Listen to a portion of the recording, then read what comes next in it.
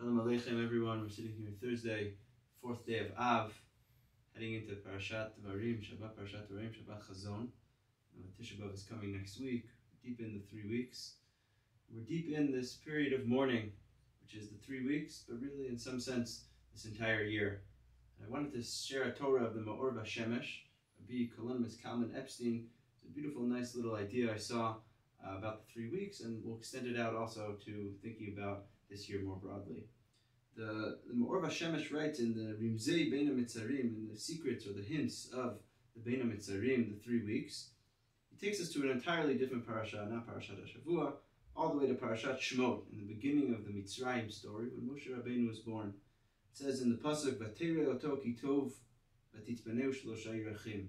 Yocheved sees her son Moshe Rabbeinu, she sees that he is tov, and she hides him away for 3 months from the Mitzrayim, from the Egyptians. The Zohar HaKadosh is a very enigmatic text which says that these 3 months that Moshe Rabbeinu was hidden are representative of 3 months in our calendar. We might recognize those 3 months. Tevet, Tammuz, and Av. 3 months where we have communal fasts, the 3 months that are most highly associated with the destruction of the temple.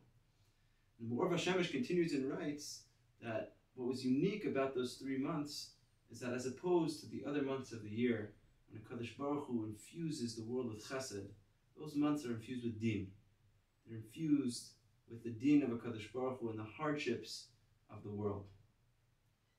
The Ma'or Vashemesh says, in a beautiful, beautiful idea, that the idea of hiding Moshe Rabbeinu for 3 months during the times of din is the idea of anava. It's the idea of us looking inwards at ourselves. Hatznei lechet im Elokecha, im HaKadosh Baruch Hu. We should have a certain sense of tzniut as the world is filled with din. I think it's a beautiful, beautiful idea and a beautiful thought to think about as we go through an extended period of din over the course of this entire year since the beginning of the war. What's our reaction to din? We know the Medrash says that when HaKadosh Baruch Hu was thinking to create the world, he wanted to create the world filled with din, filled with judgment. But the world couldn't handle that judgment. The world needed a certain amount of chesed. It needed chesed infused within it. And so maybe in our modeling of HaKadosh Baruch Hu, we can think about how we can react to times of din in the world.